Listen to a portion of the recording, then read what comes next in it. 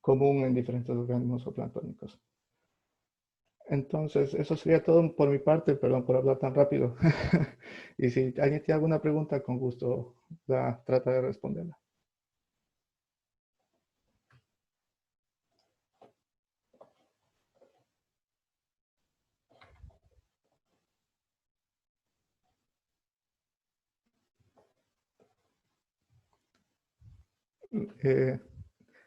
No escucho a nadie.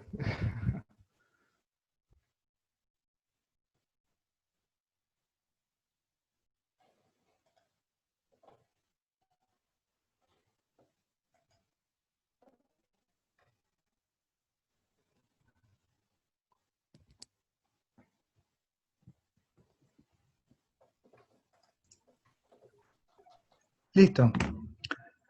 Muchas gracias al doctor Bermúdez por su excelente explicación.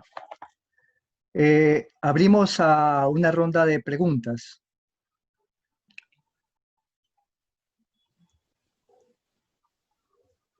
Dice una pregunta: ¿el microplástico se encuentra en las especies marinas? ¿También se bioacumulan hasta llegar al consumo humano?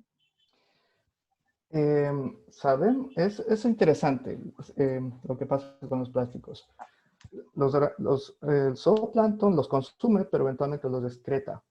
Lo que no sabemos es qué pasa cuando es transferido a los niveles superiores de la cadena trófica. Por ejemplo, un rotífero puede comerse una partícula plástica y ser comido por un pez.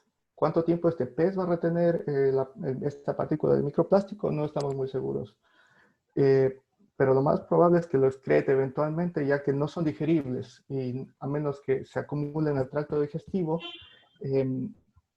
no sucede como por ejemplo con metales que se acumulan en tejidos lípidos, etc. Entonces, es muy posible que nosotros estemos consumiendo en cierta medida plásticos cuando consumimos organismos marinos, especialmente bivalvos, ya que estos son filtradores. Pero peces no estoy muy seguro. Aún hay que investigar un poco más acerca de ello. ¿Es posible analizar microplástico en sedimentos Sí, ¿Sí? Sí, es bastante trabajo. Sí, de hecho, unos colegas están trabajando en ello y hay un artículo muy interesante acerca de microplástico en sedimentos. Es trabajoso, ciertamente, pero se puede hacer con cuidado y bastante empeño se puede hacer. Lo interesante es que utilizando técnicas radiométricas nosotros podemos datar qué edad tiene esa profundidad en el sedimento y podemos saber cuántos microplásticos se asocian con ciertos daños. Es posible, sí. Dice una pregunta: ¿se han realizado identificación de los tipos de plástico, por ejemplo, poliestireno, polietileno, o solo es caracterización física? Existen métodos como Raman o microfetir, que justamente son técnicas microscópicas avanzadas que permiten identificar el tipo de plástico que es. Justamente se puede hacer y se hace de forma regular. Hay una...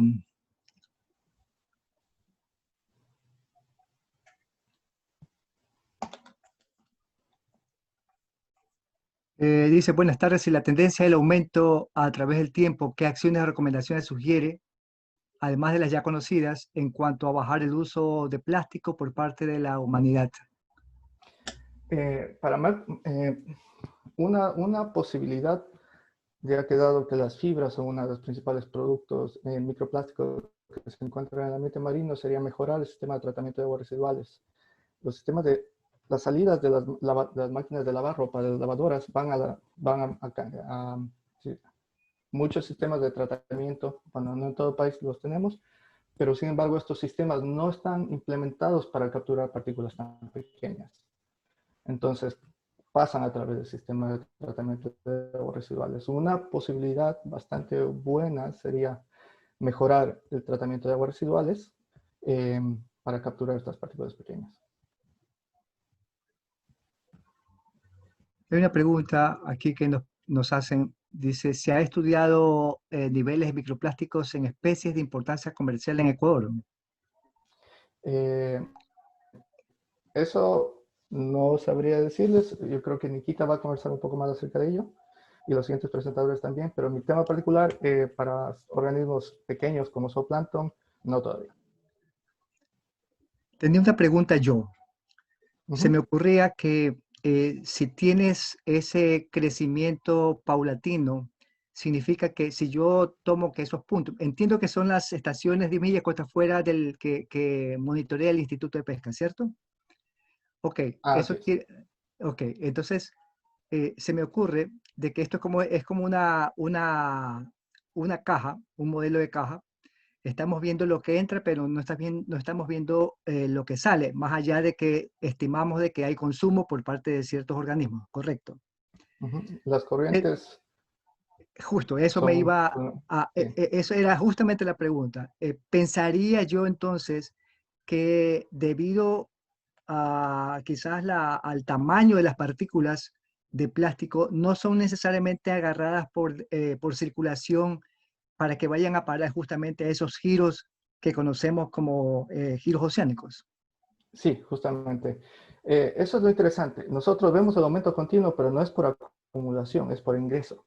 Las partículas pasan a lo largo de la costa. De hecho, hay un artículo sumamente interesante que muestra el modelo de circulación de plásticos desde el Ecuador hasta Galápagos. Los microplásticos empiezan en la Sudamérica continental y terminan en Ujú. Galápagos unos meses después.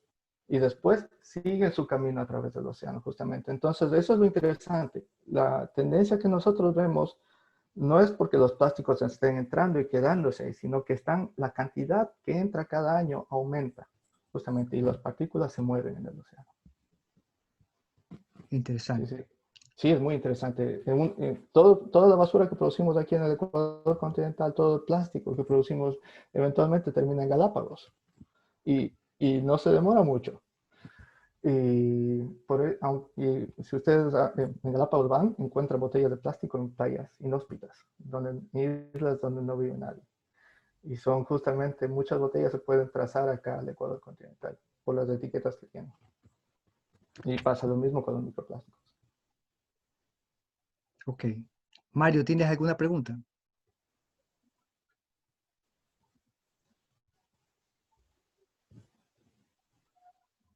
Parece que le falta sonido a Mario.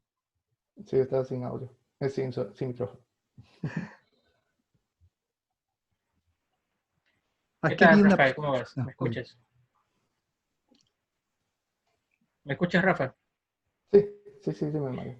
Sí, bueno, en realidad el tema creería yo de que es súper interesante el hecho de poder hacer la trazabilidad de estos plásticos, porque digamos Galápagos que tiene un manejo de desechos bastante aceptable, aún así Ujú. está siendo afectado por lo que está haciendo el resto de la región.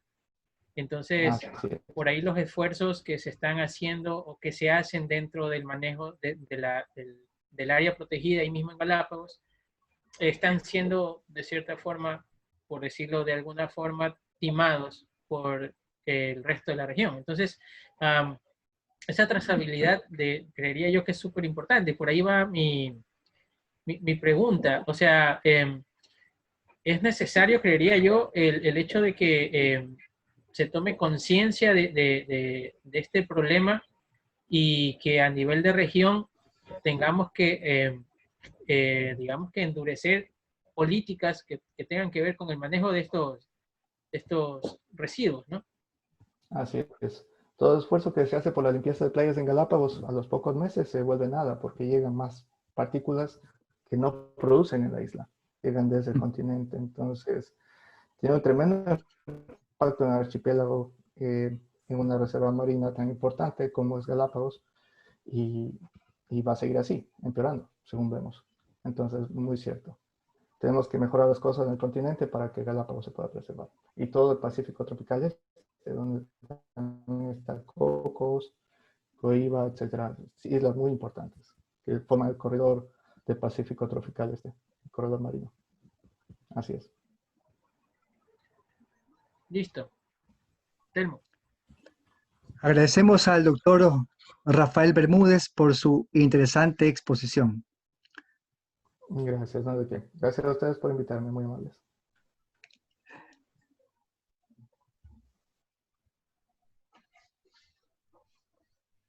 Lucy Woodall, zoóloga del Museo de Historia Natural en Londres, respecto a un ensayo publicado por ella y ciertos colegas en la revista Royal Society Open Science, dijo: llevamos tiempo preguntándonos dónde habrían ido a parar todos esos plásticos.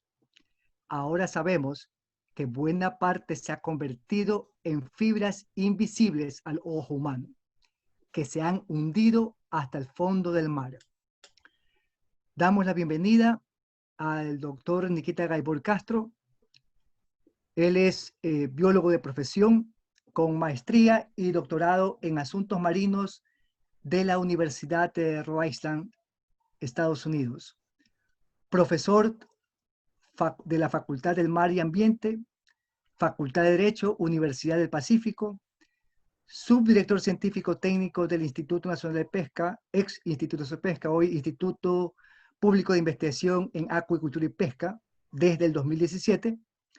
Ha trabajado sobre los aspectos socioeconómicos y socioambientales de los pescadores artesanales en temas de apoyo para la identificación de medidas de ordenamiento y regulación de la pesquería de atún con caña, y ha trabajado además en proyectos sobre la presencia de microplásticos en el océano.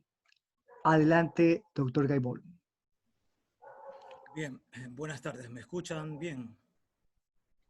Simplemente para confirmar. ¿Sí me escuchas? Escuchamos. Ok, perfecto. Bien, voy a compartir pantalla para hacer la presentación.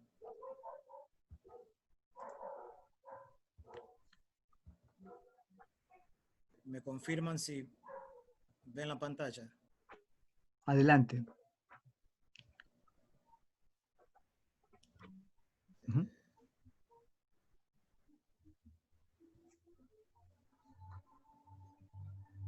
Ok. Bueno, buenas tardes con todos. Yo voy a hablar un poco sobre lo que hemos hecho, tanto el Instituto Nacional de Pesca como otras instituciones de la costa ecuatoriana. Le he puesto este título: Investigación de desechos antropogénicos que están relacionados con el macroplástico en las playas de acá de Ecuador. Este resultado de este muestreo, de un muestreo que se hizo en el 2018, lo considero importante, no solamente por el tema de investigación, sino también porque es el producto de la alianza entre varias instituciones de institutos públicos y de la academia. Y yo creo que esto hay que reconocerlo, que es una de las pocas veces que se han podido unir estas instituciones para buscar un fin común. Como conocemos, el plástico se ha convertido ya en un problema para toda la humanidad, y desde hace unos pocos años atrás se ha empezado a investigarlo. Es un poco lamentable que nosotros, y lo voy a ser sincero, y esto te lo comparto con colegas de otros países, que es un poco lamentable que nosotros, biólogos, estemos estudiando plástico cuando nos formamos para estudiar organismos, para estudiar ecosistemas. Pero dada la situación actual del recurso, de los recursos marinos, nos vemos obligados, por decirlo así, a estudiar el plástico y el impacto del plástico en estos organismos marinos y en el ecosistema. Entonces, de aquí parte la importancia de esta alianza entre varias instituciones, ¿no?, para hacer este muestreo, que es el primer muestreo a nivel nacional. Entonces, básicamente los objetivos de este estudio fueron, o de esta charla, va a ser mostrar los resultados del primer muestreo de los desechos marinos antropogénicos en playas arenosas de Ecuador, y también demostrar que el trabajo interinstitucional y de colaboración es importante y necesario para lograr un bien común.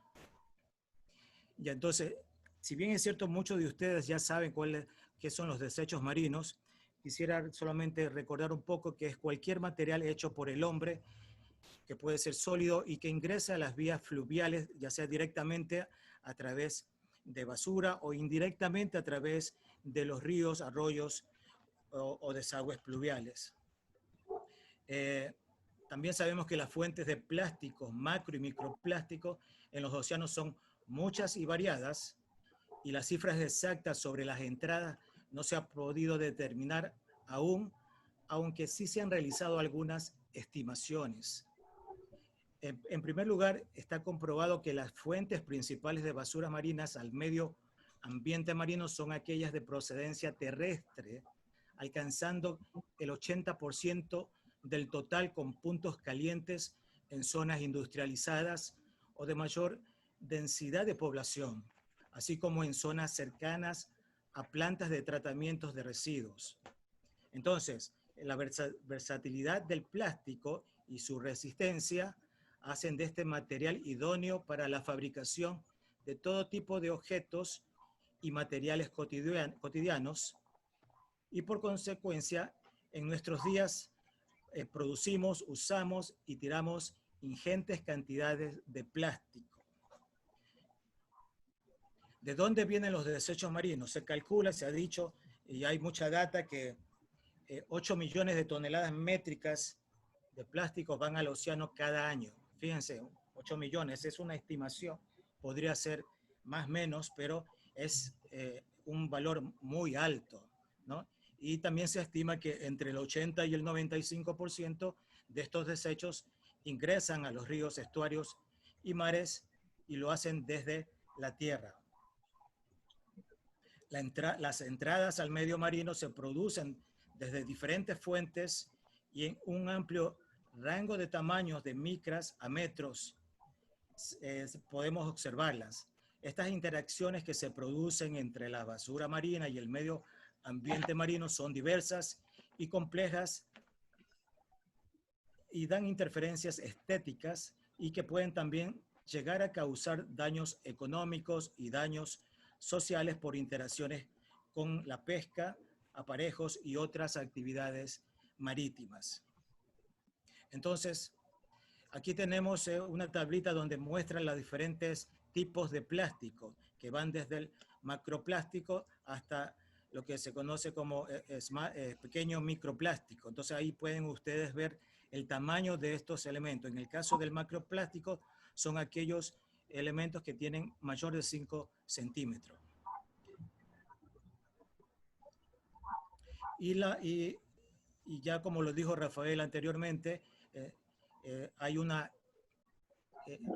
daño que se está produciendo a los organismos marinos, a las especies marinas. Y esto es lo que nos lleva a nosotros a preocuparnos y a estudiar, en este caso, el macroplásticos. Las afecciones de las basuras, y en particular de los macroplásticos, a los organismos y ecosistemas marinos, se asocian generalmente a animales muertos, debilitados o varados por consecuencias relacionadas con enmayamientos y atrapamientos, asimismo como la sofocación o la ingestión de estos materiales no biodegradables. Además de estas formas ampliamente documentadas, se están explorando nuevos efectos de estos elementos de plástico en el medio marino, ya que parecen afectar de forma más global a los ecosistemas.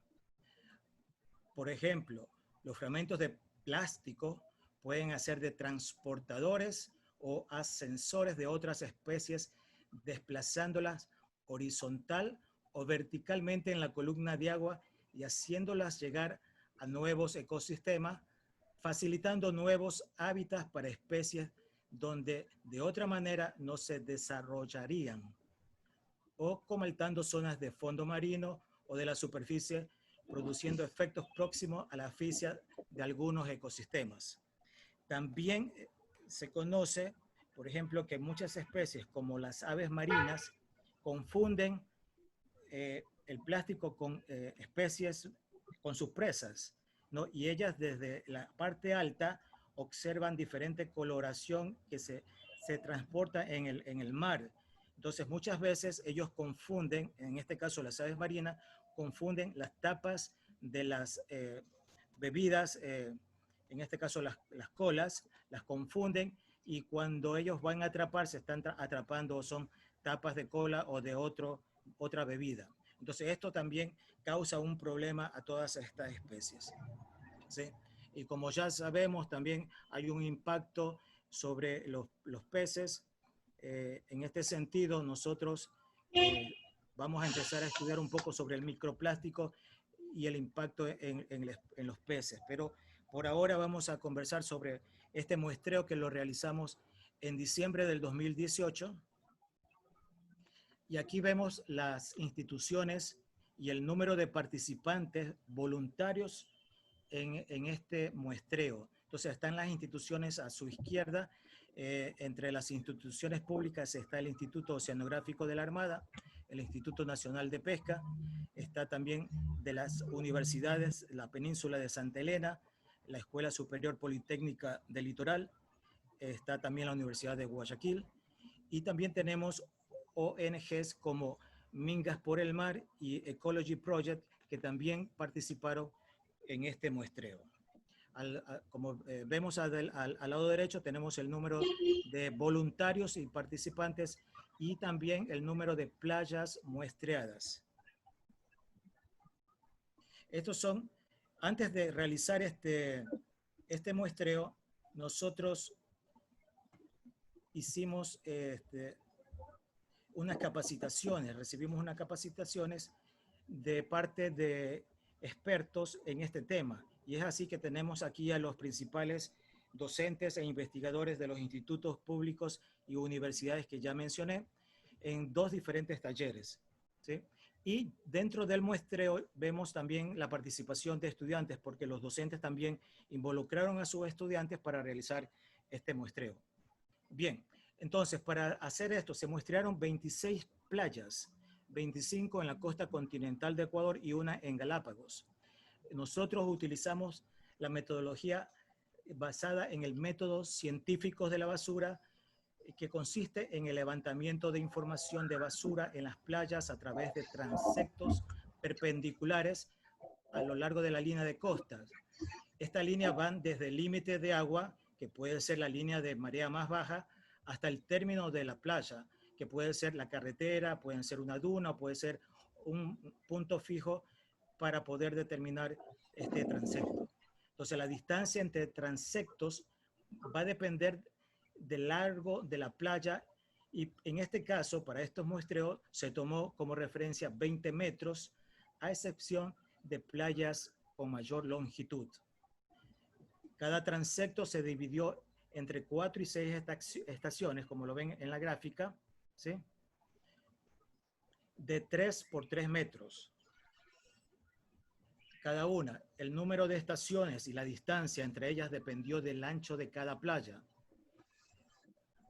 La estación 1, vamos a decirlo así, una se ubicó en el límite del agua, mientras que la última estación al término de la playa.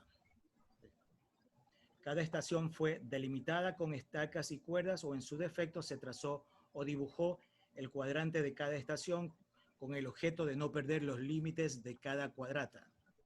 Adicionalmente se georreferenció los transectos de cada playa, registrándose la posición inicial en la estación y la posición final de la misma. Y dentro de cada estación, en las cuadratas de 3×3, se recolectó, se cuantificó, clasificó y se registró en la planilla que ustedes ven a su derecha abajo, ¿sí?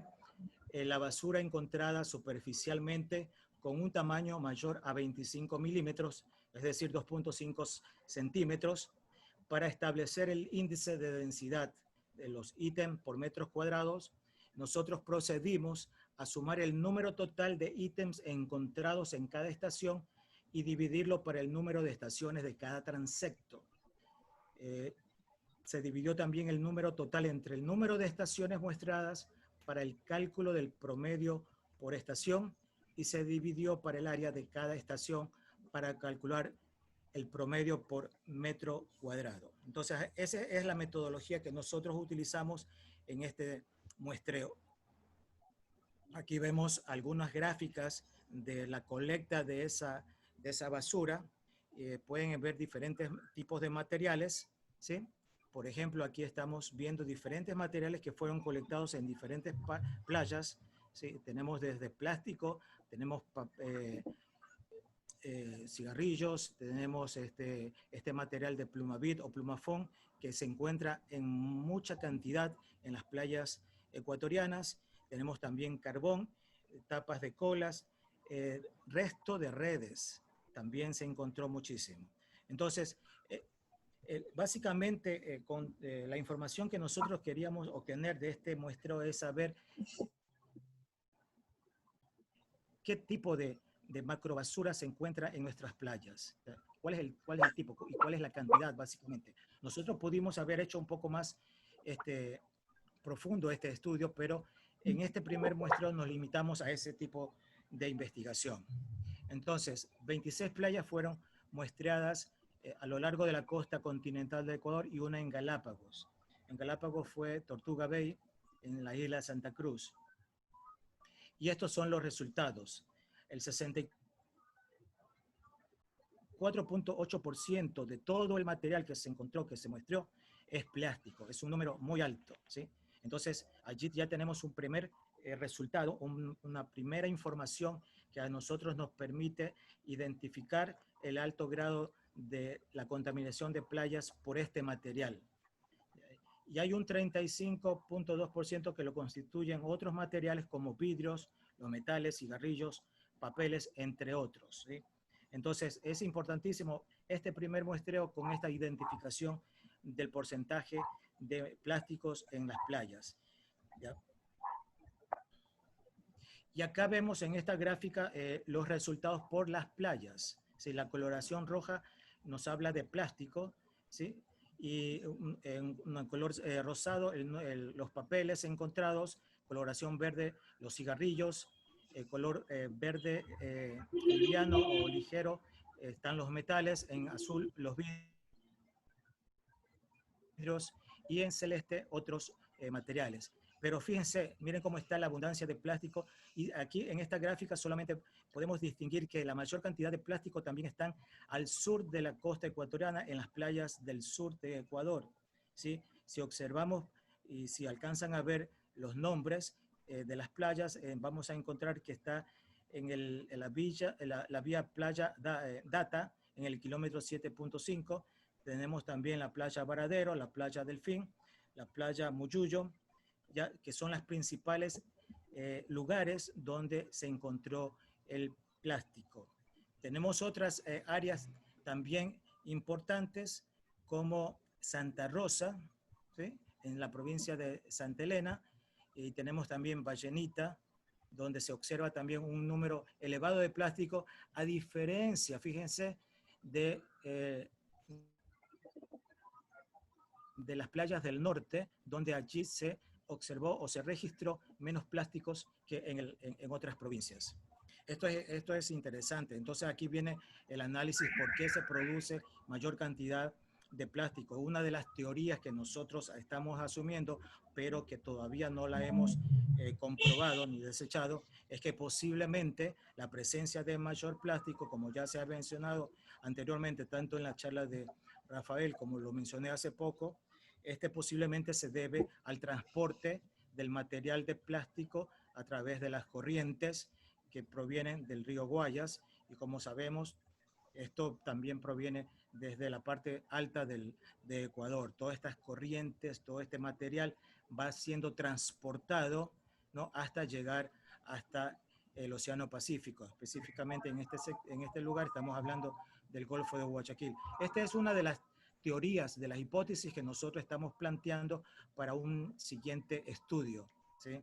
No estamos afirmando, simplemente estamos dando como hipótesis la probabilidad de la presencia de mayor plástico al sur de la costa ecuatoriana. Ya. Y es un análisis multivariado que nosotros hicimos basado en coeficientes de similitud, ¿no?, que compara los porcentajes de desechos de marinos antropogénicos por el tipo de macrobasura que se encontró a lo largo de la costa continental de Ecuador y en las Islas Galápagos. Entonces ahí vemos, hay dos grupos, ¿sí? En un grupo, el que está a mano izquierda, son aquellas que tienen menos presencia de plástico, ¿sí? Mientras que las de la derecha agrupa a las playas que concentraron o se encontró mayor cantidad de plásticos en estas playas. Entonces, digamos, este es el primer paso que hemos dado en relación al conocimiento. Entonces, ya sabemos o tenemos una idea de que, que hay un porcentaje elevado de plástico, pero también sabemos que la mayor cantidad de plástico o de contaminación por plástico se produce al sur de las costas de Ecuador. Entonces, como conclusión, están viendo ustedes, ¿no? Es un trabajo colaborativo. Esto fue importantísimo. Yo creo que no lo hubiésemos podido hacer como institución sola y por eso rescato este trabajo de la alianza que se realizó con las demás instituciones, con los demás colegas investigadores. Entonces es un trabajo muy importantísimo porque da a conocer la situación de un problema que ocurre en nuestras playas, ¿no? Y que va básicamente los desechos marinos antropogénicos van de moderados a altos. Entonces, también creemos que los visitantes de las playas, los turistas, son una fuente importante para que se produzcan estos desechos marinos, especialmente en la playa del norte, donde a pesar de que hay una menor cantidad de presencia de plástico en comparación con el resto de playas de la costa ecuatoriana, en la parte del norte posiblemente la presencia de plástico se deba a los turistas, ¿sí? Y tenemos también lo otro que ya hemos señalado, que probablemente la presencia de plástico en el sur de las costas de Ecuador se deba a las corrientes y en cierta manera también hay basura que puede provenir del sur del continente, es decir, a través de la corriente de Humboldt. Si bien Humboldt solamente hace como una visita por la costa ecuatoriana y ahí comparto perfectamente con Rafael en decir de que Galápagos recibe toda la basura, efectivamente, pero muy probablemente la basura que tiene Galápagos proviene también de Chile y de Perú a través de la corriente de Humboldt, ¿sí? Y en todo caso también hay una probabilidad de que esta parte de esta basura también se quede al sur de las costas de Ecuador. Entonces aquí hay unas recomendaciones, no son las únicas, son ciertas recomendaciones que nosotros estamos sugiriendo y que podrían ayudar a combatir el plástico, a la reducción del plástico. Entonces estamos hablando de que la legislación debería ser un poco más fuerte en este sentido, debería ser aplicada. Me preocupa, voy a ser sincero y voy a traer un tema que me preocupa mucho, la situación actual por el COVID, porque no solamente es la presencia, la cantidad de mascarillas o barbijos que se están utilizando, sino también el excesivo uso del plástico para envolver los alimentos que se piden por delivery, ¿sí? Eso es algo preocupante y eso ojalá que podamos investigar a fondo este tema porque la cantidad de plástico que se ha producido en estos últimos meses por confinamiento es elevadísimo, ¿sí? Entonces, tenemos que también hacer nueva producción, utilizar material biodegradable, el uso de materiales y tecnologías alternativas que estén acorde al ambiente, amigable con el ambiente, y también tener un enfoque de economía circular.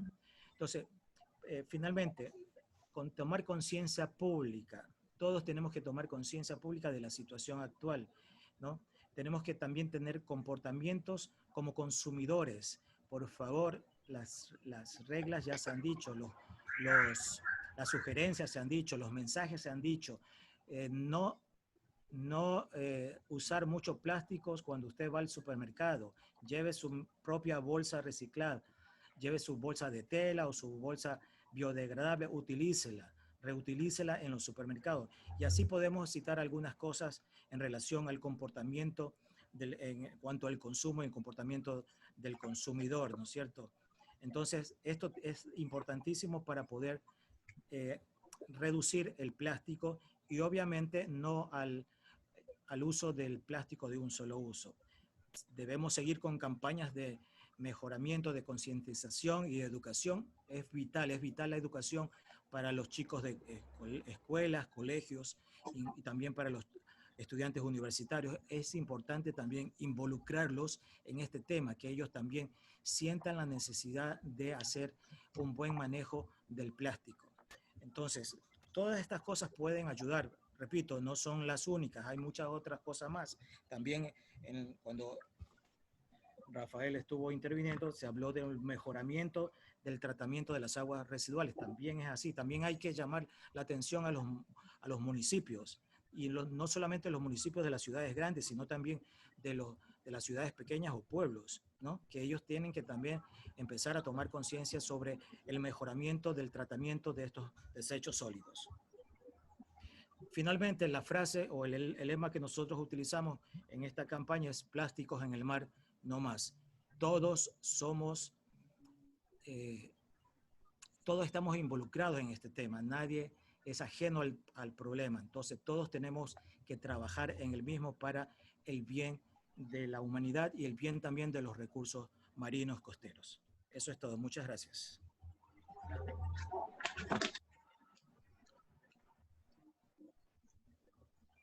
Agradecemos al doctor Nikita Gaibor por su presentación. Damos paso a las preguntas. Dice, excelente presentación. Mi consulta va encaminada a conocer si los datos presentados se los relacionaron con la carga turística y flota pesquera de cada playa para determinar si existe una relación directa de los desechos generados por estas actividades. No, lo que se hizo básicamente fue determinar la cantidad de plástico en cada playa y por la metodología que ya les indiqué, simplemente para saber la presencia. Repito, este es el primer muestreo que nosotros hicimos. Ustedes muy bien conocen que no es tan fácil realizar muestreos así acá, sobre todo acá en Ecuador, donde no hay mayor apoyo a la investigación. Debo decirlo y soy muy claro en eso, no hay mucho apoyo a la investigación acá, sobre todo ahora creo que va a ser menos que antes, pero en todo caso este tipo de alianzas va a permitir hacer mucho en el presente y en el futuro, pero sin embargo no se hizo esa correlación, por lo que nosotros vamos a tratar de hacerlo en un segundo muestreo. Allí es donde vamos a determinar la relación, por ejemplo, entre las redes de pesca y la cantidad de macrobasura que se encuentre, con el objeto ya de tomar ciertas acciones para disminuir en este caso o buscar fórmulas para un cambio en el material, en este caso de pesca. O sea, repito, es un primer muestreo que nos da a conocer un resultado que va a servir o que está sirviendo ya para llamar la atención del ente público. En este caso, debo decir también que este documento ya fue publicado en una revista internacional y ha tenido buena acogida. ¿En qué tiempo, en qué periodo ambiental se realizó este muestreo? ¿Abarcó periodo de lluvia y sequía? Sí. Esto fue realizado en diciembre del 2018. Dentro de nuestros proyectos, dentro de nuestros planes, dentro de este grupo, tenemos pensado realizar un muestreo tanto en la zona seca como en la zona lluviosa. Ese es el objetivo del siguiente también muestreo, hacerlo en dos estaciones, la estación seca y la estación lluviosa. En este tiempo del muestreo básicamente se lo hizo digamos, en la estación seca antes de las lluvias porque fue a principio de diciembre. Sabemos que el mayor porcentaje de basura marina que encontramos en las playas provienen de artes de pesca. ¿El INP tiene algún programa para minimizar y sensibilizar al sector pesquero artesanal en el tema? Estamos trabajando en eso, justamente. O sea, por eso es importante los datos. Sí, o sea, nosotros no podemos implementar cosas y exigirle en este caso a los pescadores, a tomar acciones. El trabajo nosotros creemos que debe ser es colaborativo, pero en base a resultados que indiquen la necesidad de los cambios. Nosotros tenemos proyectado a futuro hacer un trabajo con los pescadores artesanales. De hecho, ya hemos comenzado ese trabajo, pero empezando por otros temas como conocer la situación socioeconómica de ellos y la situación ecológica de los lugares donde ellos trabajan. Entonces, con esos datos ya va a ser ya es un inicio, una primera etapa para proseguir con otros temas como este, que es el plástico. Pero existe también ya la conciencia de parte de algunos pescadores, sobre todo pescadores artesanales, de no tirar plásticos al mar. Lastimosamente no pueden hacer lo mismo con las redes porque a veces las redes eh, se dañan por alguna operación pesquera y esta se queda en el fondo.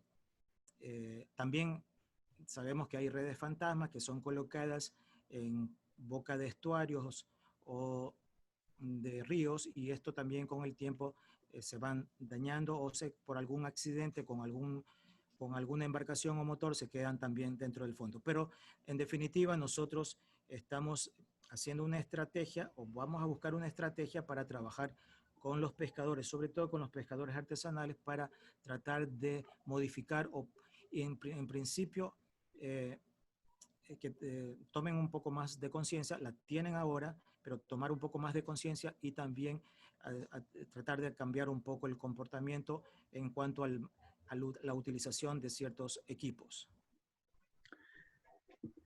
Se me ocurre una pregunta, y esto va en el sentido de que los resultados que ustedes han encontrado señala dos aspectos muy claros. Una, la influencia del turismo sobre el tema de la basura en las playas, especialmente en la parte norte, y el tema de la basura que viene a través del Golfo de Guayaquil y que viene y que va a acaparar básicamente las playas del sur. La pregunta acá es, estos resultados, aunque pudiesen ser solos de un muestreo, ¿no podrían servir para la generación de algún planteamiento de política pública? De tal manera que la autoridad, en este caso ambiental, pudiera promover algún aspecto mucho más claro sobre municipios o sobre ciertas poblaciones que están justamente en el perfil costero. Se lo podría considerar, pero esto va a depender de la voluntad política, más que de los investigadores. A veces nosotros los investigadores tenemos información que presentar, pero como sabemos también mucha de esa información no se la utiliza o simplemente se la pone debajo del escritorio. Entonces, yo creo que va a depender de la voluntad política en este caso y también de que nosotros tengamos una mayor injerencia política.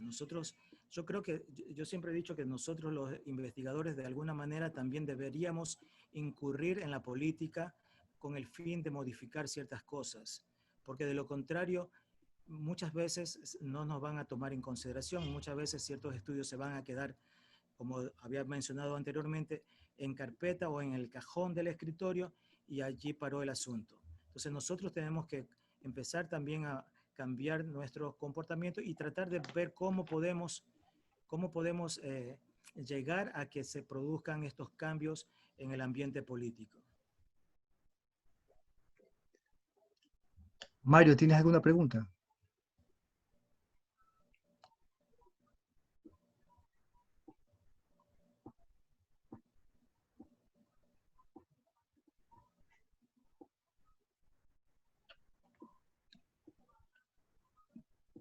No tiene audio, Mario.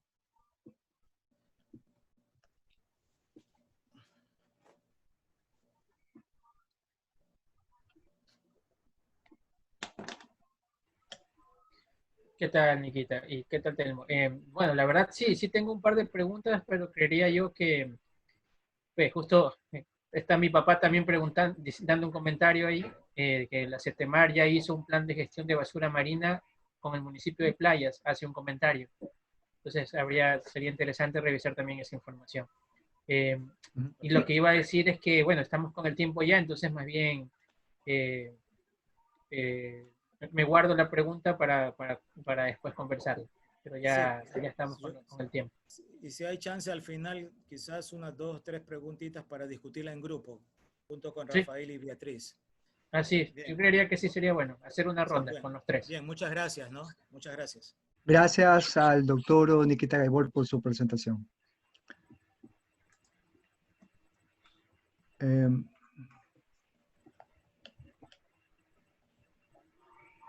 Jacques-Yves Cousteau, famoso explorador e investigador francés, a pocos meses de partir a su última morada, dijo: el agua y el aire, los dos fluidos esenciales de los que depende la vida, se han convertido en latas globales de basura. Damos la bienvenida a la doctora Beatriz Pernía. Ella es licenciada en Biología y doctora en Ciencias Biológicas de la Universidad Simón Bolívar en Venezuela.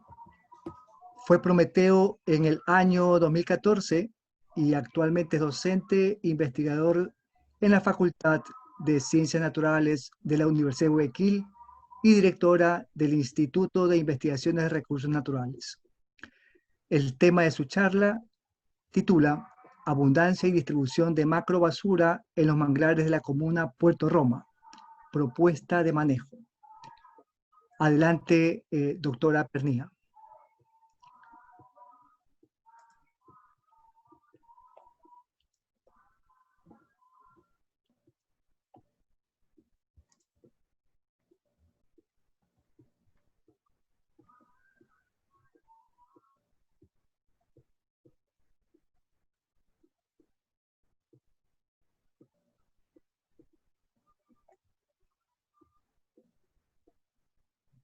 ¿Pasa algo con nuestra ponente?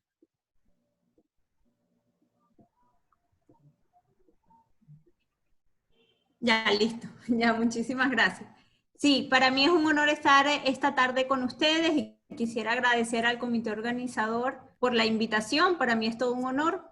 Entonces, bueno, en este momento procedo a compartir mi presentación.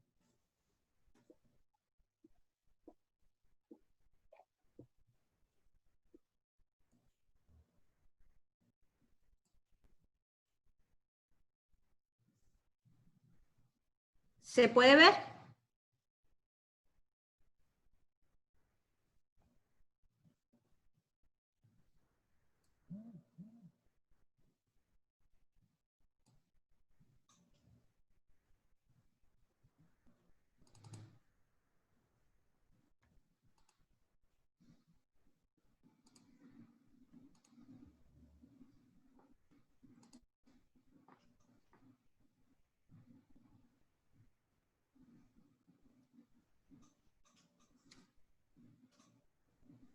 Muy bien. Vamos a conversar sobre la abundancia y distribución de macrobasura en manglares de la comuna Puerto Roma y la propuesta de manejo. Cabe mencionar que este trabajo se realizó dentro del proyecto de vinculación de la Universidad de Guayaquil con la comunidad de Puerto Roma y pertenece a la tesis, al trabajo de titulación de César Hacho, quien nos acompañó durante todo este recorrido, así como el apoyo indispensable de la máster Mireya Pozo.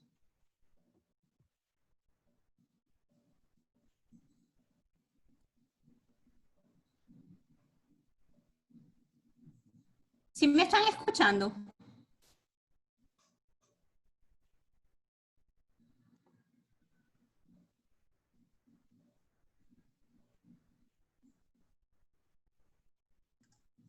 Muy bien. Los manglares se caracterizan por poseer una elevada productividad biológica y además se conoce que ofrecen múltiples servicios ecosistémicos. Sin embargo, se ha presentado un problema en la actualidad con la macrobasura. Esta, como ya hemos visto en los temas anteriores, va en incremento y lamentablemente los manglares no se han salvado de sufrir la perturbación antropogénica de nuestra parte con estos materiales. Y sumado a ello, los problemas que tenemos con el manejo de desechos sólidos en estas pequeñas comunidades, sobre todo, por ejemplo, en el caso de Puerto Roma, como vamos a ver más adelante. En el caso de Puerto Roma, este fue nuestro punto focal porque teníamos la disponibilidad y teníamos un convenio entre la Universidad de Guayaquil y la comuna. Y esto nos permitió llegar al personal de la comunidad, pero fíjense qué fue lo que nosotros observamos al llegar a la comunidad. Entonces nos dio muchísima pena el observar la cantidad de basura que había, siendo ellos digamos, los que cuidan los manglares, los que tienen la concesión para la protección de nuestros manglares. Y aquí, bueno, sin palabras. Una imagen dice más que 1000 palabras de lo que pudimos observar en los manglares de Puerto Roma. Y por ello decidimos tomar las medidas necesarias para que esta situación mejore. Es por ello que el objetivo de este trabajo fue determinar la abundancia y distribución de macrobasura en los manglares de la comuna Puerto Roma para proponer un sistema de gestión de desechos sólidos no peligrosos para esta comunidad y evitar este problema de la contaminación de los manglares. Para ello, dentro de los objetivos generales tenemos medir la abundancia de macrobasura en las áreas de manglar de la comuna Puerto Roma, elaborar un mapa de distribución de macrobasura en las áreas de manglar, realizar encuestas a la población de Puerto Roma para obtener información sobre el manejo que ellos actualmente le estaban dando a los desechos y finalmente proponer un sistema de gestión de desechos sólidos no peligrosos para la comunidad. Lo primero que tuvimos que hacer fue conversar con la población y solicitar su permiso y afortunadamente de verdad nos dieron todo su apoyo y nos ayudaron hasta el final. Ahora podemos nosotros poderlos ayudar a ellos, Dios mediante. El área de estudio la podemos ubicar a 45 kilómetros de Guayaquil. Podemos ver acá, esta es el área pequeñita donde está ubicada la comunidad de Puerto Roma. Al lado pueden ver que tiene unas camaroneras y del otro lado igualmente. Y enfrente tenemos la isla Mondragón, que es donde está la concesión, donde ellos tienen aproximadamente 1.417 hectáreas de manglar que deben proteger. Entonces, ellos desde el año 2017 recibieron esta concesión y el nombre de ellos es Cangrejeros y Pescadores Artesanales 21 de Mayo, de la comunidad de Puerto Roma. Ahora, esta investigación tuvo dos fases. Una primera fase que fue justamente de analizarla, determinar la abundancia de la macrobasura en los manglares, tanto aledaños a la comunidad de Puerto Roma como en el área de concesión. Y otra fase que fue ya directamente con la comunidad, donde se realizaron encuestas para ver cómo ellos estaban manejando sus desechos y finalmente la caracterización de esos desechos para poder hacer la propuesta de manejo de los mismos. En esta lámina podemos observar la determinación de la macrobasura. Aquí están los puntos de muestreo que se tomaron, aguas abajo, aguas arriba de la comunidad, asimismo del lado de enfrente del río, en la isla Mondragón, que es donde está la concesión y se deben proteger los manglares. Allí se realizó un muestreo sistemático. Es decir, el primer punto de muestreo se tomó con el GPS y luego cada 25 metros se tomaba una transecta, un cuadrante de 1 metro cuadrado. Esta metodología se definió para poder comparar con trabajos que ya había en otros países como Guatemala y Brasil. Entonces, para poder comparar, utilizamos esta metodología del metro cuadrado. Entonces, cada 25 metros cuadrados se define una estación. Ahorita les voy a mostrar cómo determinamos las transectas teníamos 5 transectos con 5 cuadrantes cada uno para tener un número representativo de muestras. Además de eso, se definió que la metodología en el grupo donde unos iban a tomar las fotos, otros iban a anotar qué macrobasuras, qué tipos de macrobasuras se habían encontrado y finalmente guardarlas en bolsas para su determinación posterior. Y la definición de realmente qué materiales eran los que teníamos.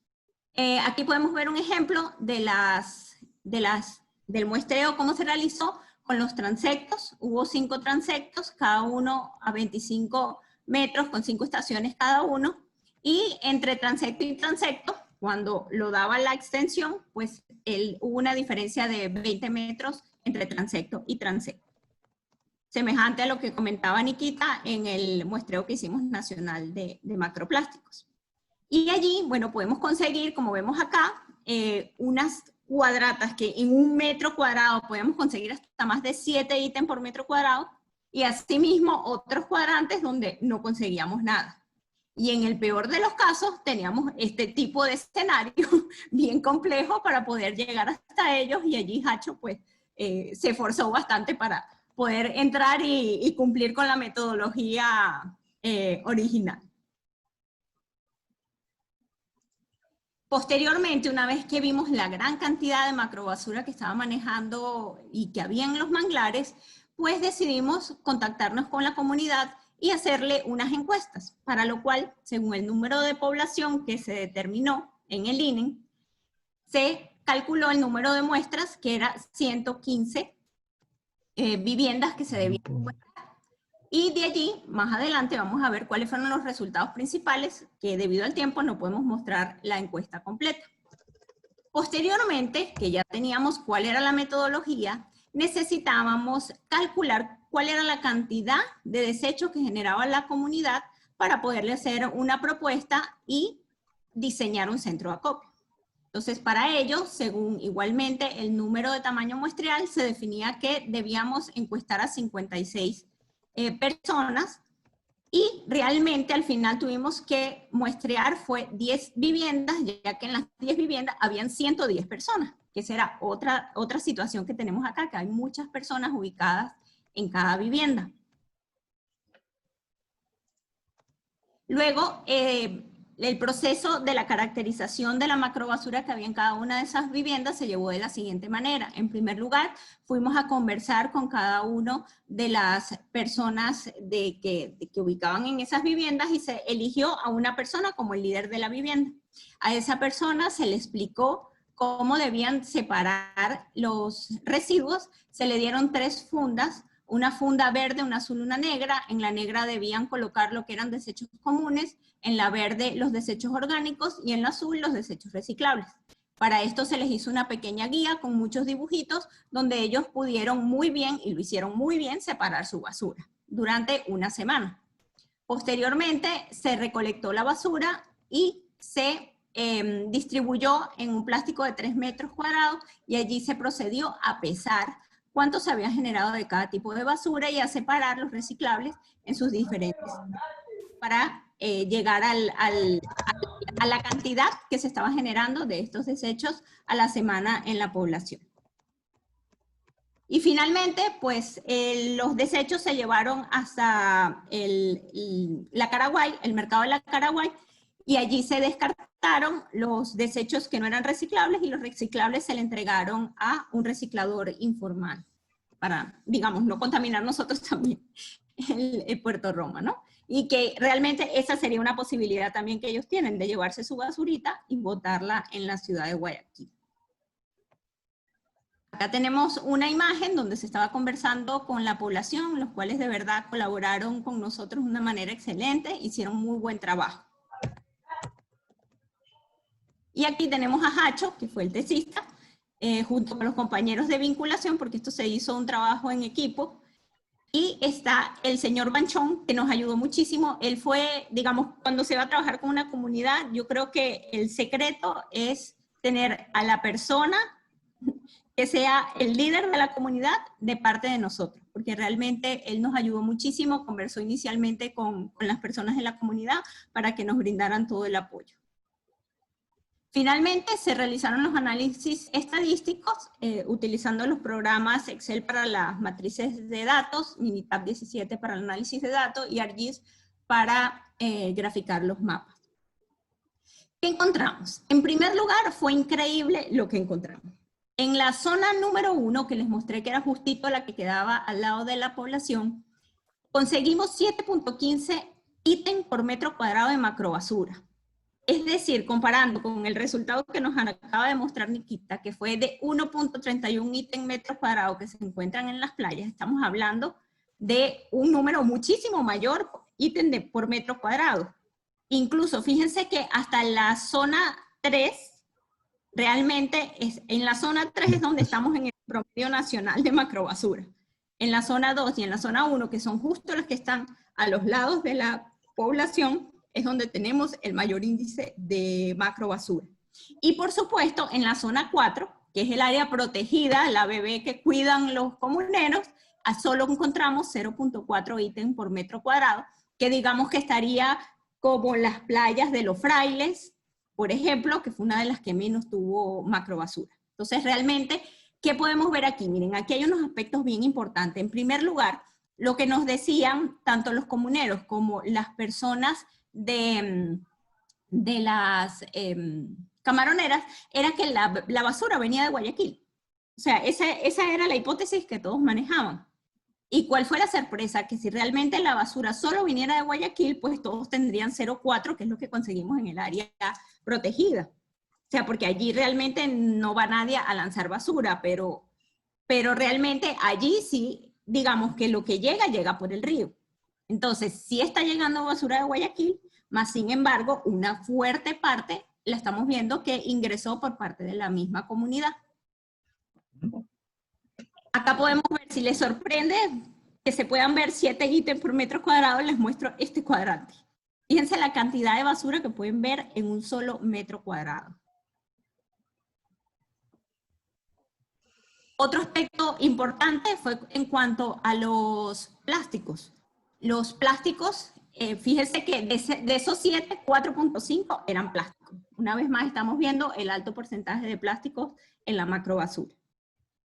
Y aquí, entre la zona 1 y la zona 2 y 3, no hubo diferencias estadísticamente significativas, aunque se ve una tendencia a que a medida que nos alejamos de la población, disminuye el número también de plástico.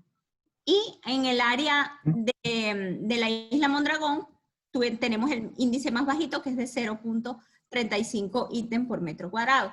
Comparativamente con los manglares de otros países, como por ejemplo en el caso de Brasil, ellos encontraron 1.33 ítems por metro cuadrado, o sea que sería el equivalente más o menos a lo que nosotros hemos encontrado en la zona 3. O sea que la zona 2 y la zona 1 están realmente muy contaminadas. En cuanto al vidrio, no hubo diferencias significativas entre las diferentes zonas, realmente hubo muy poca incidencia del vidrio en las 4 zonas. Asimismo, en el caso de los metales, en las zonas 2 y 4 prácticamente no conseguimos metales, sino solamente en la zona 1 y en la zona 3, que era la que estaba en la zona 3, la que estaba cerquita de la camaronera. Y lo más impresionante de todo fue haber conseguido textiles. Imagínense, un ítem de textil por metro cuadrado. Es impresionante la cantidad de ropa que había lanzada dentro del manglar. Y fíjense que solamente se encontró en la zona 1 y la zona 2, que son las que están justamente cerca de la comunidad. Acá podemos ver un ejemplo donde tenemos un vestido completo que lo habían lanzado allí en el manglar. Algo que a nosotros nos afectó muchísimo fue que en el momento que le pedimos el apoyo a la comunidad, uno de los comuneros dijo, pero no se vayan a molestar de que nosotros en algún momento regañemos a uno de sus hijos porque lo han mandado a botar la basura en el manglar. Entonces yo casi muero, porque encima de eso están enseñando a los niños desde pequeñitos a botar la basura en el manglar.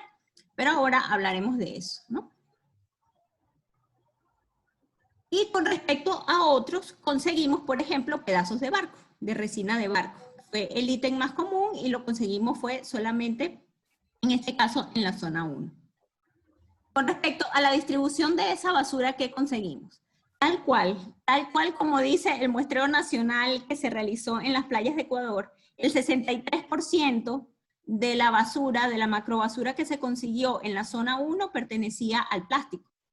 El 92% era plástico en la zona 2 y el 88% en la zona 3. Y en la zona protegida, el 87% de los ítems hallados eran plásticos.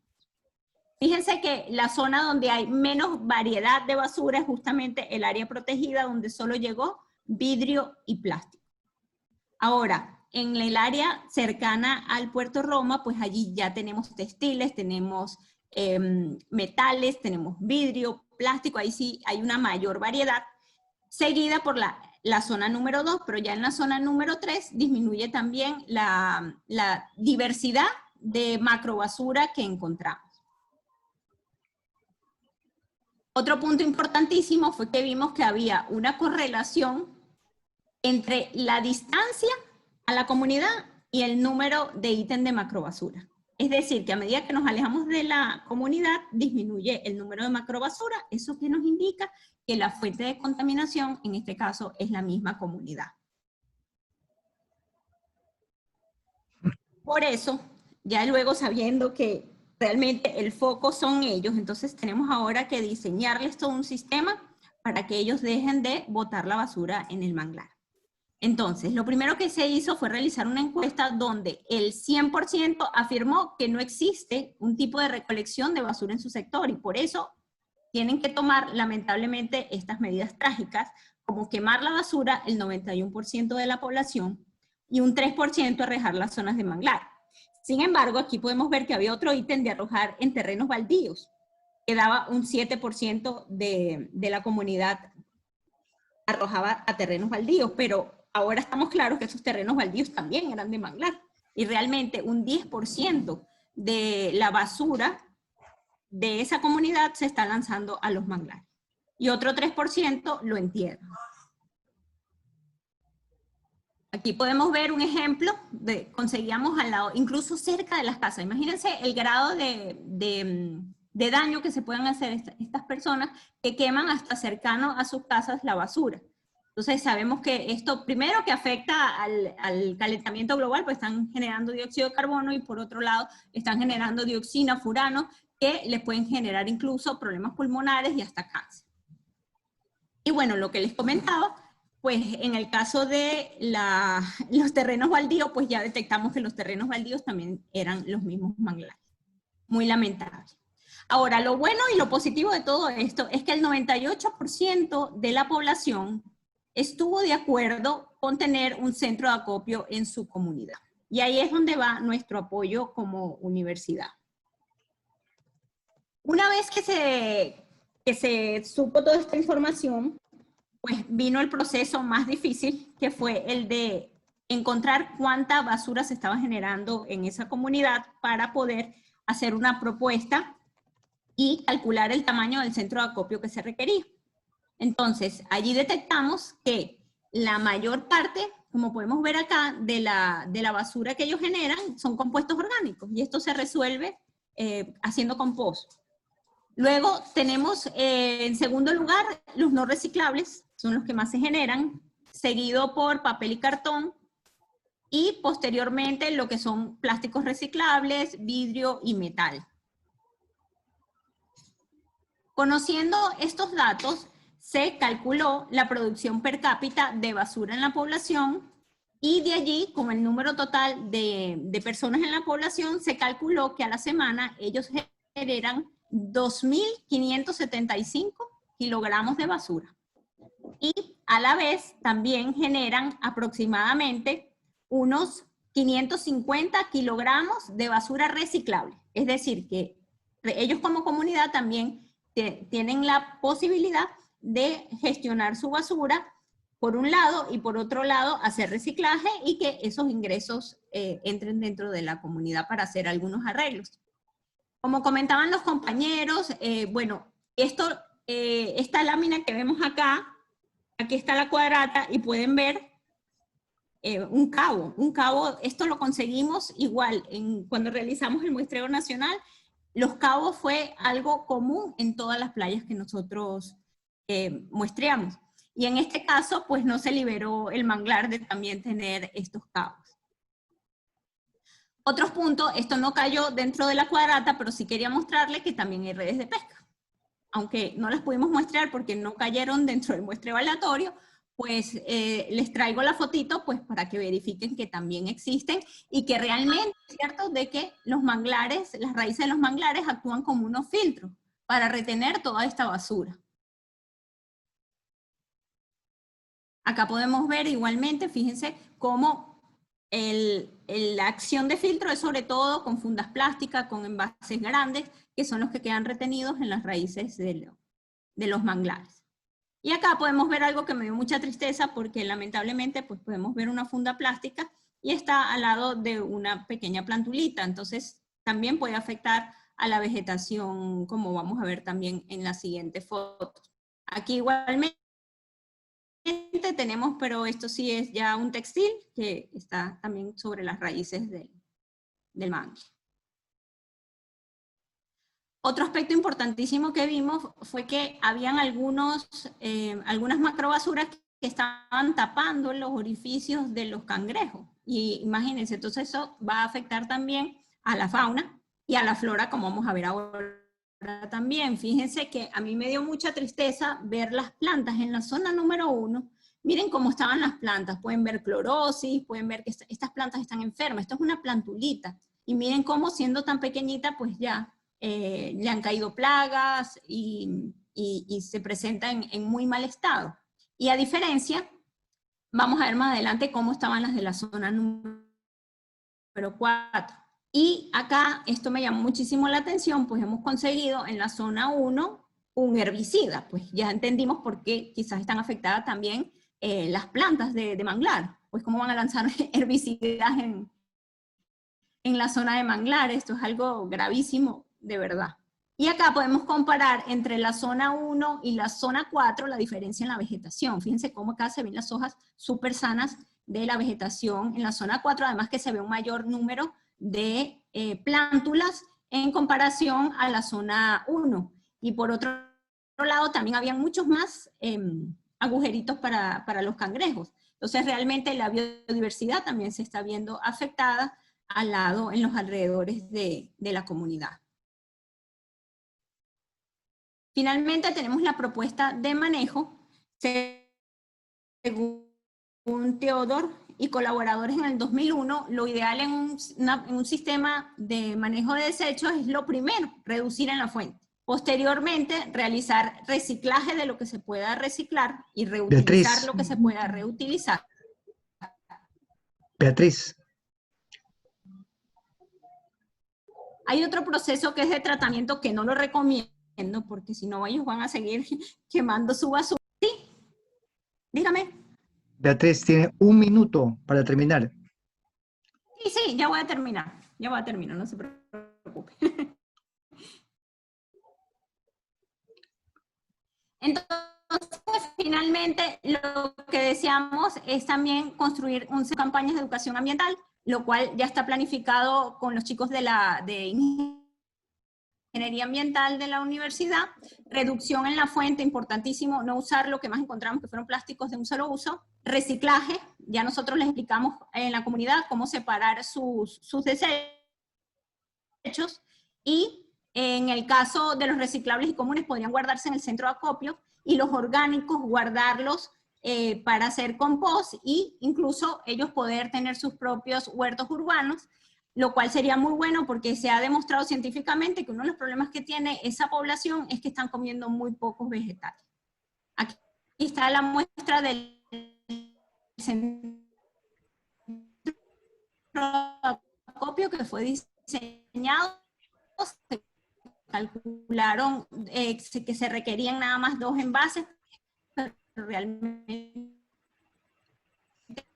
propusimos 3, un aumento, un incremento en la población. Acá podemos ver el solicitud que se realizó al municipio para que busquen una vez por semana y lancen la basura a los manglares. Entonces, para concluir, el 91% de las viviendas encuestadas quemaron los desechos y el 3% lo desechaba al manglar. La mayor cantidad de ítem por metro cuadrado, que fue 7.15, se encontró al lado de la población, y a medida que nos alejábamos de ella, disminuían los ítems metros cuadrados.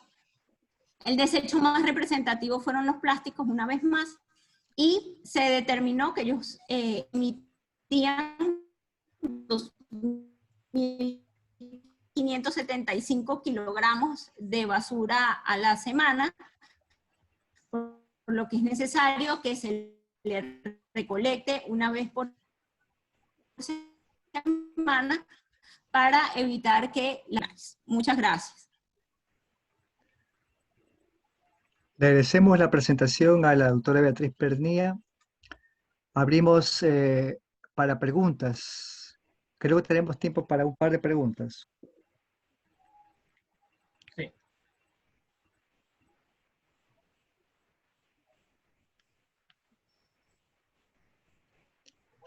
Mientras van llegando las preguntas, son comentarios muchos de ellos, pero mientras lleguen las preguntas se me ocurría, del trabajo que usted ha descrito, ¿cuál considera que es la parte más dura y quizás la principal de todo lo que ustedes han hecho en esta experiencia?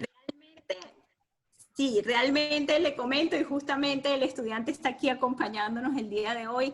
Lo más duro fue el trabajo dentro de los manglares, porque me dio mucha pena con mis chicos. Justamente un día que yo no fui con ellos, los atacaron las avispas. Pero fue un ataque brutal que los mismos comuneros no sabían cómo hacer y se lanzaron al río, corriendo. O sea, las avispas los persiguieron hasta el bote. O sea, fue una cosa increíble. Entonces, realmente este trabajo es bastante arduo, ¿no? Fue la parte más, digamos, más difícil y más complicada. Igual que el viaje hasta la comunidad. En una oportunidad parece que se quedó dormida la persona que iba manejando el bote y ya casi se iban contra los manglares. Entonces creo que esos dos eventos fueron los más críticos dentro de todo el trabajo, porque por parte de la comunidad de verdad hubo mucho apoyo y realizaron ellos excelente su trabajo, y lo mejor, si me preguntan, fueron los cangrejitos que nos daban al final para el almuerzo. Nos preguntan cuál fue la respuesta de la autoridad ambiental ante la propuesta de manejo que plantearon. Sí, hasta el momento no hemos recibido respuesta, pero quizás por el hecho de que justo empezó lo de la cuarentena. O sea, este trabajo es bastante reciente. De hecho, Hacho presentó su tesis el viernes pasado. Entonces, ya nosotros vamos a hacer seguimiento en cuanto ya todo se regularice para tratar de lograr que se consiga este centro de acopio. Porque nosotros en conversaciones con los camaroneros, ellos, por ejemplo, pagan $600 y a ellos les van a buscar la basura en Gabarra una vez a la semana. O sea que sí se puede hacer. Sí hay los medios para hacerlo. Lo que habría es que dar el apoyo económico para que se pueda llevar a cabo. Dice una pregunta: según el sistema de gestión ambiental descentralizado, pone como responsable de la gestión de desechos sólidos a los gobiernos autónomos descentralizados. ¿Se propuso una estrategia para incluir a estos actores dentro del plan de manejo de desechos? Bueno, la verdad es que hasta el momento se fue directamente con el municipio, pero estos resultados de esta tesis se van a presentar en diferentes lugares, y yo creo que sería muy bueno invitarlos a participar para que se vea, e incluso si hay alguna ONG que quiera apoyar también, pues sería excelente. Ok, los demás son felicitaciones por la... Mario, ¿tienes preguntas? ¿Qué tal? Específicamente sobre la presentación de Beatriz, no, sino más bien quería proponer lo que había propuesto Nikita, a ver si abrimos la pantalla tanto de Nikita como de Rafael. No sé si Rafael todavía nos acompaña, para que si quieren hacer algún tipo de preguntas ya para los tres, se puede hacer para los tres, y que una pequeña ronda de preguntas. Ok, ¿cuánto tiempo tenemos para eso, Mario? Diría que máximo unos 5 o 10 minutos, no más que eso, con respeto al cronograma, ¿no?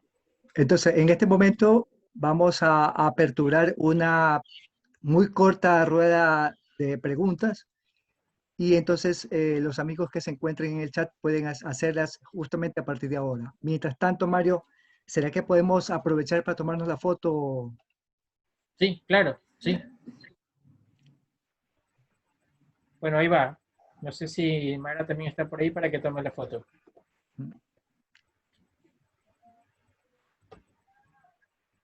Ok. Listo, estamos. Bueno, hasta que lleguen alguna que otra pregunta adicional, por ahí mi observación muy personal en el tema de basura en las playas, básicamente, que es donde he desarrollado toda mi, digamos, mi vida profesional y desde muy pequeño también.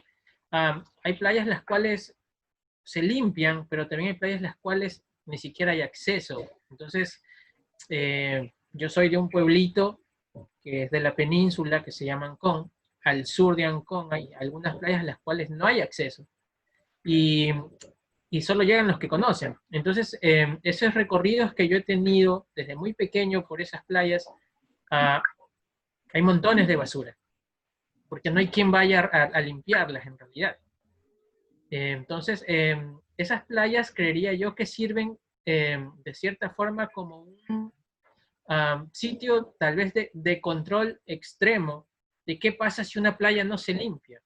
Porque literal hay montañas de, de plásticos y de basura. Entonces, eso es algo que creería también yo que se podría, y lo mismo pasa en Galápagos, por eso digo el ejemplo, porque en Galápagos, Rafael incluso lo mencionó, hay lugares que no están permitidos para visita, hay lugares que simplemente no va nadie, y aún así, yo he trabajado, estoy trabajando en algunos proyectos con Rafael, nos ha tocado estar en lugares que no, simplemente no va nadie, porque no es permitido que vayan los visitantes, y siempre encontramos basura. O sea, tanto en las playas como buceando. Entonces, es un tema bastante, diría yo, bastante duro de ver incluso. No sé si Rafael tenga algún comentario.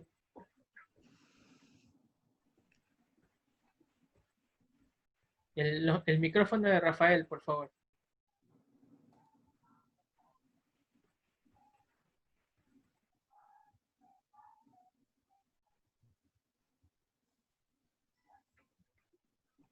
No le quieren abrir el...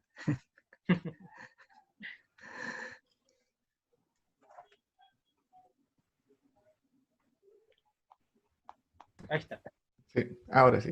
Sí, efectivamente, muy interesantes las presentaciones, estimados, muchas gracias, muy informativas.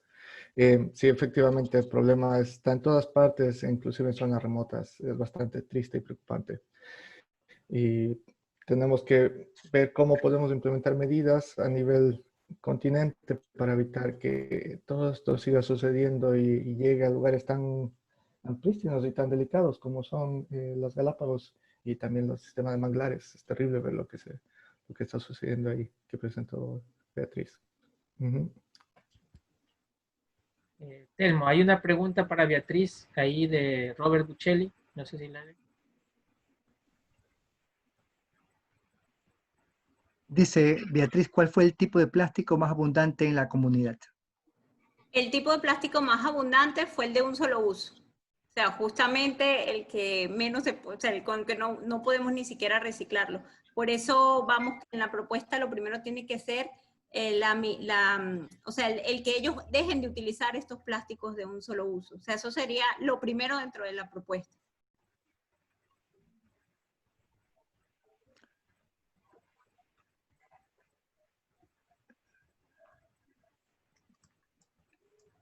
Mientras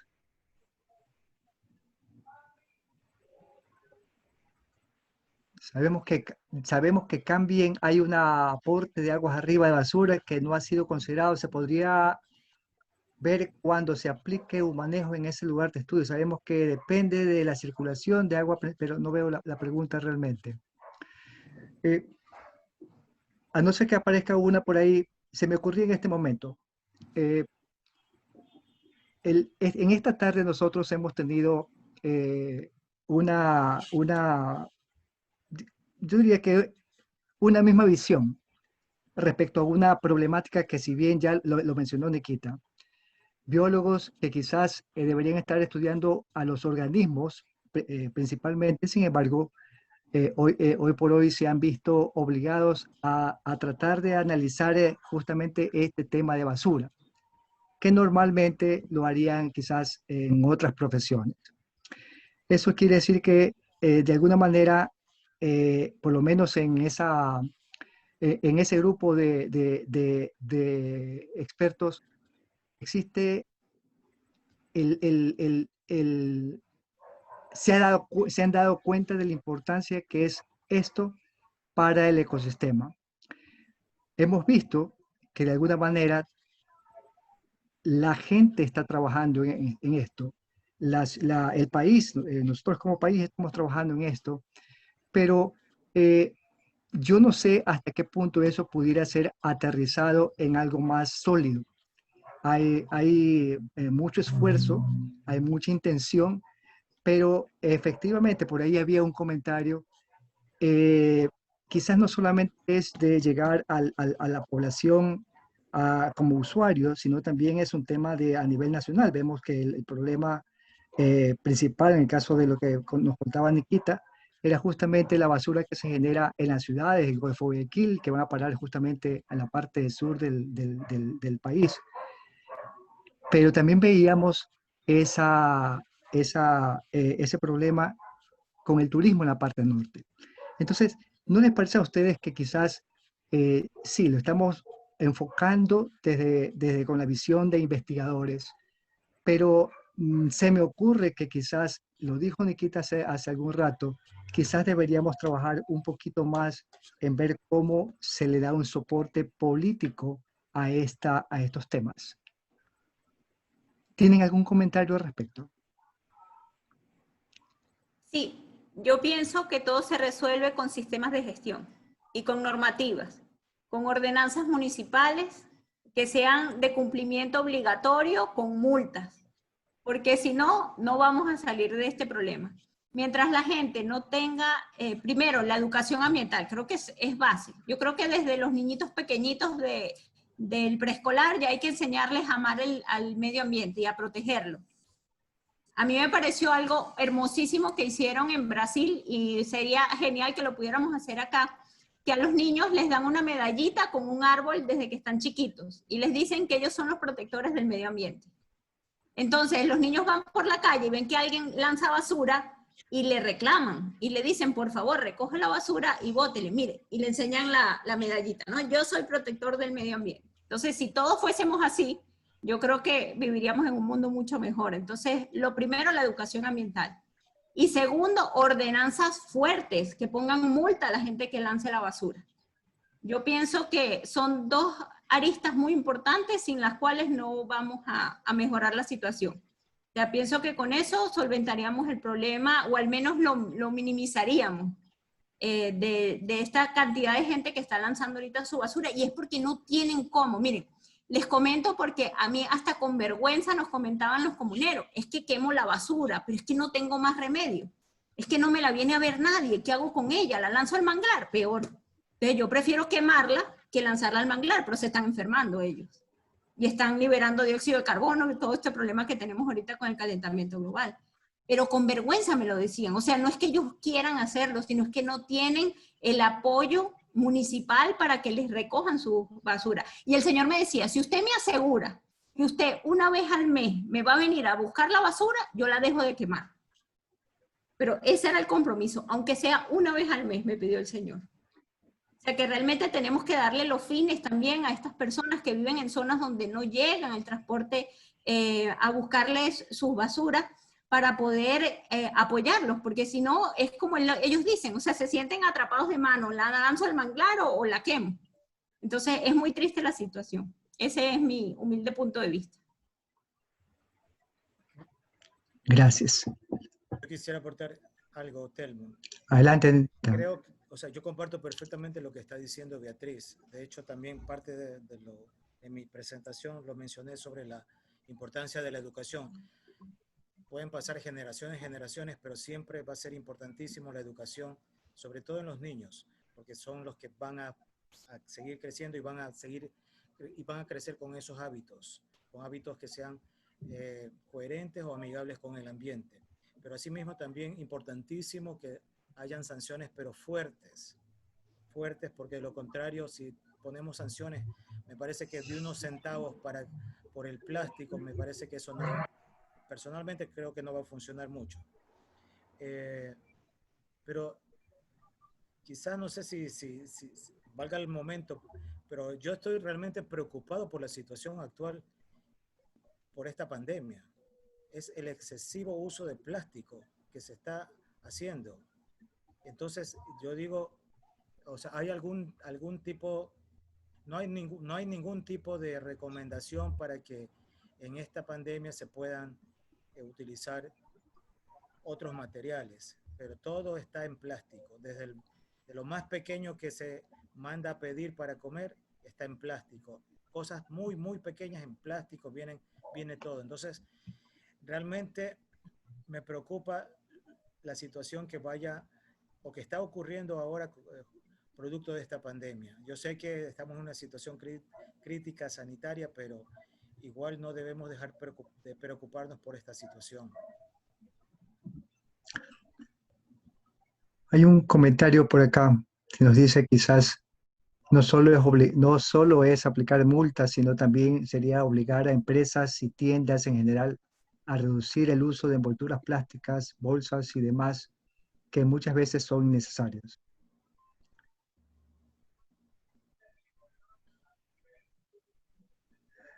Así es.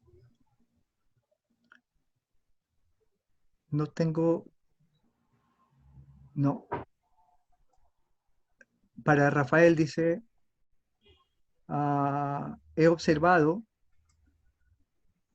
el contenido estomacal en crustáceos de ríos de montaña.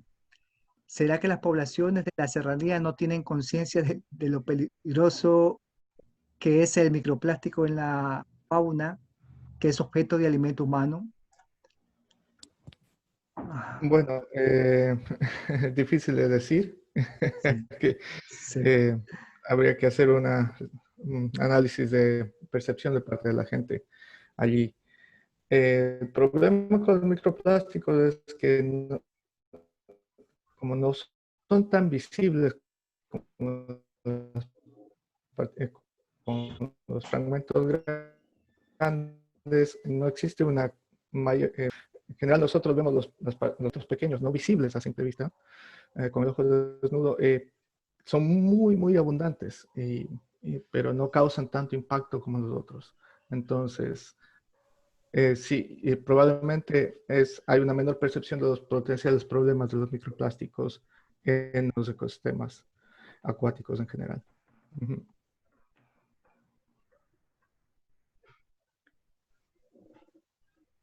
Estamos teniendo problemas con el internet.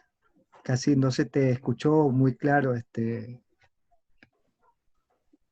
Perdón. A ver.